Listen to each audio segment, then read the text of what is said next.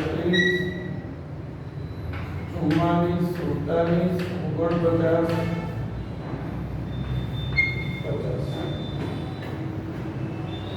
હવે આ રકમ છે. પહેલા આપણે ત્રીજો પ્રશ્ન છે ને સોલ્વ કરીશું. મૂળ આવૃત્તિ વિતરણ, કારણ કે મૂળ આવૃત્તિ વિતરણ હોય તો જવાબો લખવા સહેલા થઈ જાય. એટલે આપણે પહેલા જે બનાવીશું એ છે મૂળ આવૃત્તિ વિતરણ. તો જો મૂળ આવૃત્તિ વિતરણ, પહેલો પ્રશ્ન મૂળ આવૃત્તિ વિતરણ એટલે કોને કહેવાય? તો કોઈ પણ દાખલાની જે રકમ આપેલી હોય એને મૂળ આવૃત્તિ વિતરણ કહેવાય. અહીંયા આપણી પાસે થી ઓછા છે અને આપણે મૂળ આવૃત્તિ વિતરણ બનાવવાનું છે. તો સૌપ્રથમ આપણે મૂળ આવૃત્તિ વિતરણ જે છે મેળવવા માટે વર્ગો બનાવીશું. બરાબર છે. 30 થી 35 પહેલો વર્ગ. જો 30 થી 35, પછી 35 થી 40, થી 45, 45 થી 50, 50 થી 55, 55 થી 60, 60 થી 65 અને 65 થી 70. હવે અહીંયા આપણે લખીશું આવૃત્તિ. આવૃત્તિની વાત કરીએ તો નીચેથી માઈનસ કરતા જાઓ તો પણ ચાલે અને બીજામાંથી પહેલું ત્રીજામાંથી બીજું તો પણ ચાલે. તમને જે સારું લાગે એ તે લખવાનું. બરાબર છે. તો 50 માઈનસ 49 તો અહીંયા આવશે 1. 49 માઈનસ 47 તો 2. 47 માઈનસ 44 તો 3. 44 માઈનસ 38 તો 6. 38 માઈનસ 30 તો 8. 30 માઈનસ 15 તો 15. 15 માઈનસ 7 તો 8 અને 7 માઈનસ 0 તો 7. આ થઈ ગયું મૂળ આવૃત્તિ વિતરણ. હવે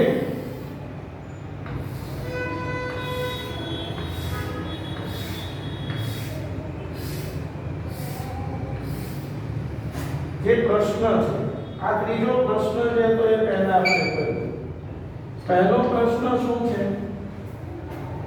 કેટલા વ્યક્તિઓનું વજન 45 કિગ્રાથી ઓછું હશે? 45 કેજીથી ઓછું વજન ધરાવતા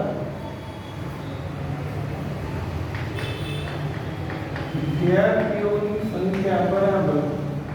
હવે તમે સમજો 45 થી ઓછો એટલે 45 સુધીના આવે તો 1 2 અને 3 7 + 8 + 15 બરાબર 30. બીજો પ્રશ્ન, કેટલા વ્યક્તિઓનું વજન 50 થી 65 કિગ્રાની વચ્ચે હશે? 50 થી 65 તો 50 કેજી થી 65 કેજી વચ્ચે વજન ધરાવતા વિદ્યાર્થીઓની સંખ્યા 50 થી 65 એટલે અહીંયાથી શરૂ થશે અહીંયા સુધી 6 + 3 + 2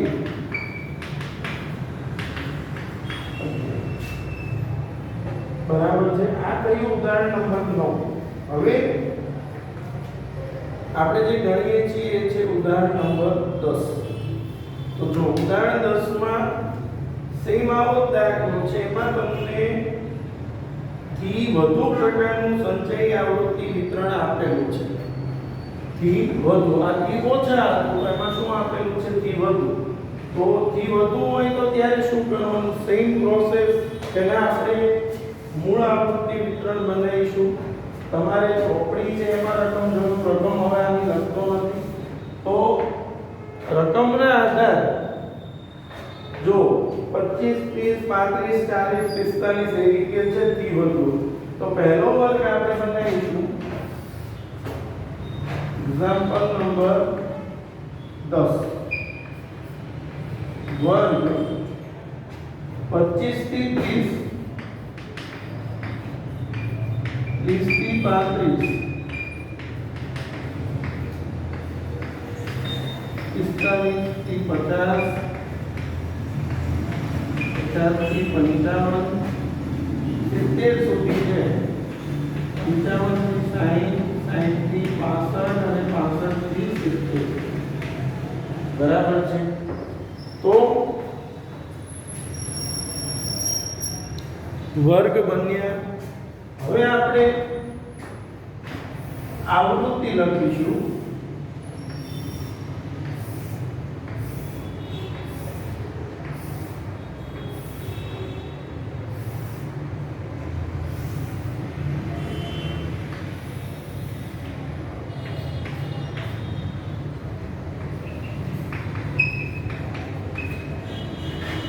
હવે આવૃત્તિ તો જો આમાં મોટી સંખ્યા ઉપર છે, યાદ રાખો થી ઓછામાં નીચે હોય, થી વધુમાં ઉપર તો ઉપરથી માઈનસ કરવાના. 100 - 96 તો 4, 96 - 87 તો 9, 87 - 70 તો 17, 70 - 45 તો 25, 45 - 25 તો 20, 25 - 14 તો 11, 14 - 6 તો 8, 6 - 1 તો 5 અને 1 - 0 તો 1. આ થઈ ગયું મૂળ આવૃત્તિ વિતરણ. બરાબર. હવે પ્રશ્નોના જવાબ. આ મૂળ આવૃત્તિ વિતરણ છે. Example number 10. બરાબર છે. હવે આ ત્રીજો પ્રશ્ન હતો આનો મૂળ આવૃત્તિ વિતરણ. બરાબર. હવે પહેલો જે પ્રશ્ન છે 40 કે તેથી વધુ ઉંમર ધરાવતા વ્યક્તિઓની સંખ્યા. 40 કે તેથી વધુ ઉંમર ધરાવતી વ્યક્તિઓની સંખ્યા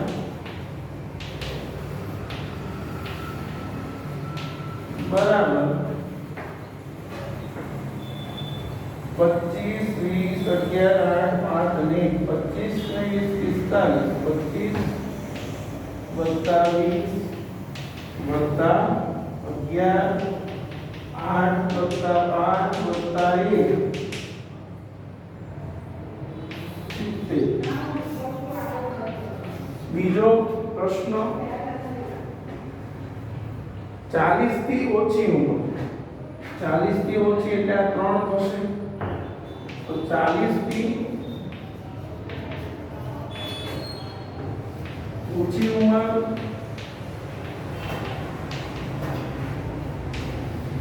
વ્યક્તિઓની સંખ્યા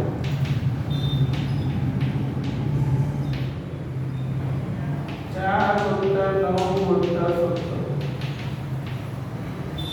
17 બરાબર છે। આ થયું ઉદાહરણ નંબર 10। હવે આપણે ઉદાહરણ નંબર 11 ગણીએ છીએ, તો બધા ધ્યાન આપજો। ઉદાહરણ નંબર 11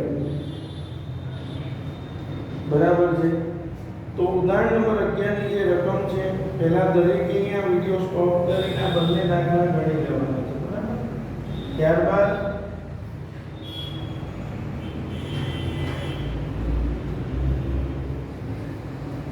આપણે આગળ વધીએ તો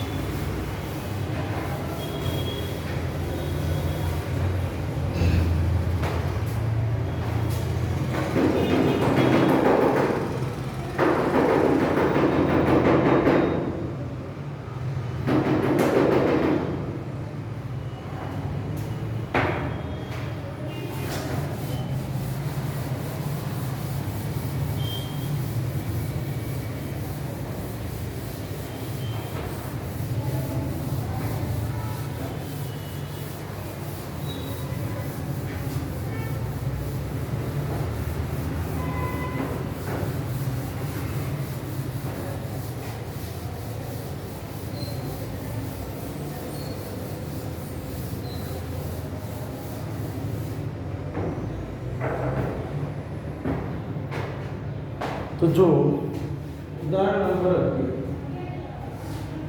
કોઈ એક ટ્રાન્સપોર્ટ કંપનીના 250 ડ્રાઈવરની ઉંમર વિશે નીચેની માહિતી મળે તે પરથી સમાન વર્ગ લંબાઈ વાળું આવૃત્તિ વિતરણ મેળવો।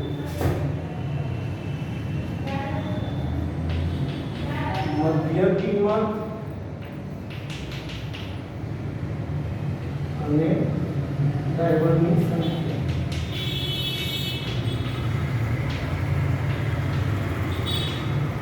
तो 22.5 27.5 32.5 38.5 42.5 અને 47.5 25 30 50 80 50 અને 15।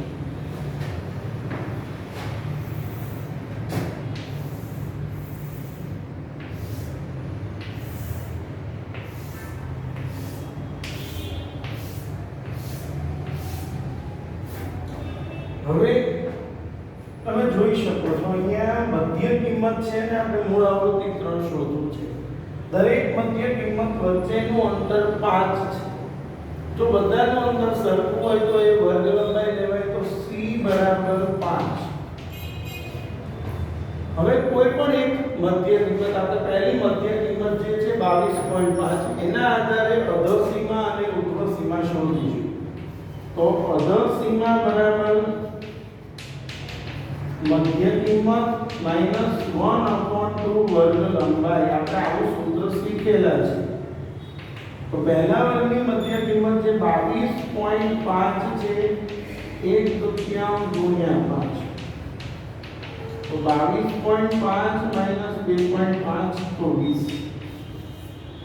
અધર સીમા 20 આવશે તો ઉર્ધ્વ સીમા મધ્ય કિંમત વત્તા 1/2 વર્ગ લંબાઈ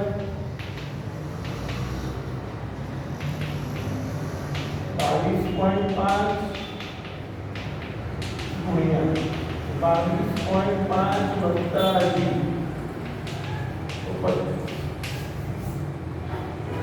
જેની મધ્ય કિંમત 22.5 છે એની અધર સીમા 20 છે અને ઉર્ધ્વ સીમા 25 છે. તો હવે આપણે આના આધારે વર્ગો લખીએ. તો સમજો બધા આપણે કઈ રીતે વર્ગો બનાવીશું. વર્ગ 20 થી 25 તો 5 5 વર્ગ લંબાઈ હોય તો પછી શું આવે 25 થી 30 એની મધ્ય કિંમત 27.5 થશે. પછી 32.5 એટલે 20 થી 35 35 થી 40 થી 45 45 થી 50. હવે fi જે હતી એ 25 30 50 80 50 અને 50 આ તમને આવૃત્તિ વિતરણ મળી ગયું.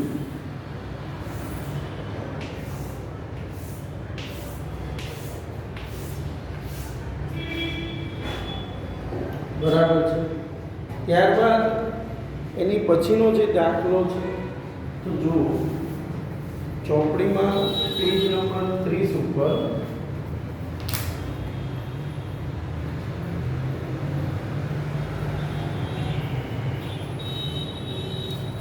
હવે આમાં પણ મધ્ય કિંમત આપેલી છે.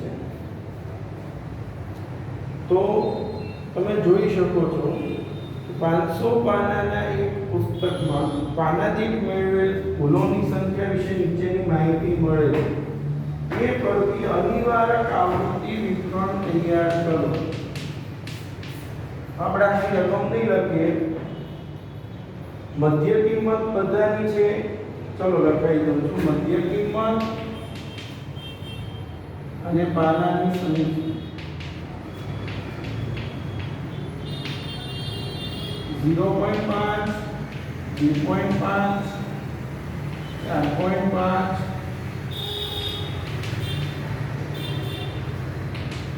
8.5 380 100 12 6 અને 2. હવે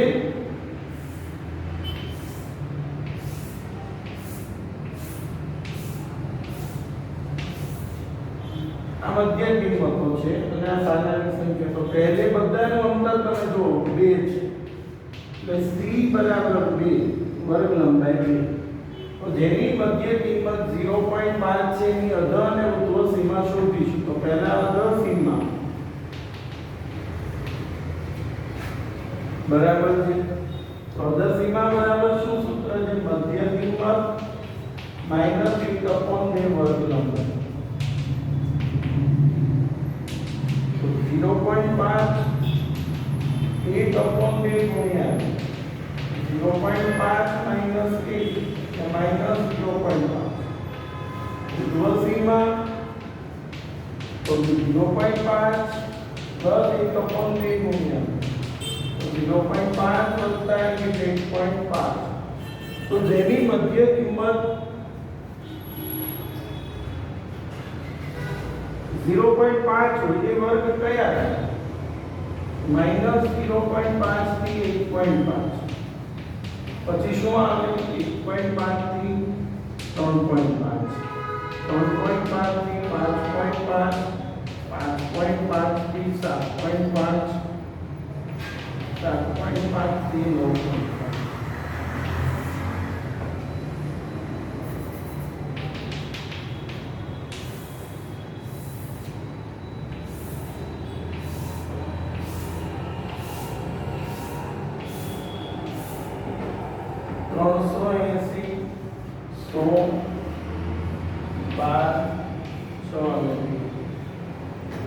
હવે આપણે આ મધ્ય વર્ગ મળી ગયા. હવે તમે સમજો આપણને પ્રશ્નમાં નિવારક છે, પ્રશ્નમાં એવું પૂછ્યું છે અનિવારક શું, તો હવે યાદ રાખો આખી પ્રોસેસ ઊંધી કરવાની. તમે નિવારકમાંથી અનિવારક શોધવાનું હોય, બરાબર છે, તો તમે શું કરો છો? અનિવારકમાંથી નિવારક શોધવું. ધારો કે આવું કે મિત્રો આમસ્તા લગભગ 10 થી 19 20 થી 29 હોય, તો અહીંયા 0.5 બાદ કરો છો ને અહીંયા 0.5 એડ કરો છો તો નિવારક બનશે ના. હવે તમારી પાસે આ કયું હતું અનિવારક, અને નિવારક બનાવવા અહીંયા આપણે શું કરતા હતા? માઈનસ અને અહીંયા પ્લસ. હવે એનાથી ઉલટું આપણી પાસે નિવારક છે અને આપણે અનિવારક બનાવતો, અહીંયા એડ કરવાના અને અહીંયા બાદ કરવાના. તો -0.5 માં 0.5 એડ કરો, -0.5 પ્લસ 0.5 કરો એટલે 0 આવે. એટલે હવે તમારું જે અનિવારક આવૃત્તિ વિતરણ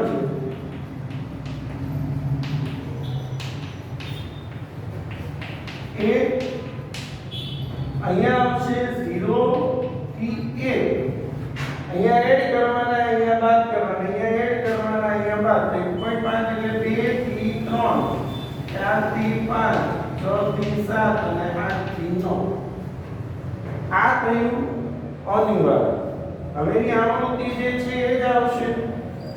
આ વર્ગ થયા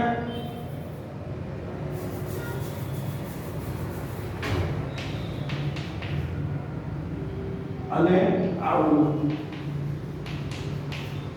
આવૃત્તિમાં 380, 100, 12, 6 અને 2. બરાબર છે.